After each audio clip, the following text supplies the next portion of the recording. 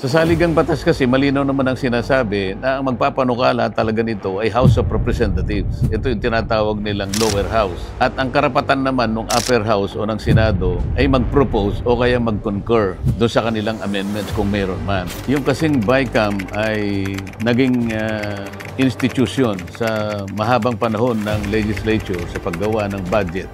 Kapag kasi pinoprocess na nila yung hindi nila mapagkasunduan na items o kung magkano ang ilalagay sa isang particular item dahil dalawa kasi ang kapulungan natin eh. Ang nagiging problema rito ay yung paraan kung paano ginaganap yung BICAM conference sapagkat ako nakapag-attend na niyan, hindi naman totoong conference eh sapagkat yung representatives na manggagaling sa House of Representatives at saka sa Senado, pangkaraniwan tigla 15 ang bilang niyan, hindi naman sila kasali pagka yung talagang titingnan na yung mga final numbers ng national budget, 2 tao na lang ang nag-uusap at walang kinalaman na yung halos 15 na miyembro ng dalawang panig.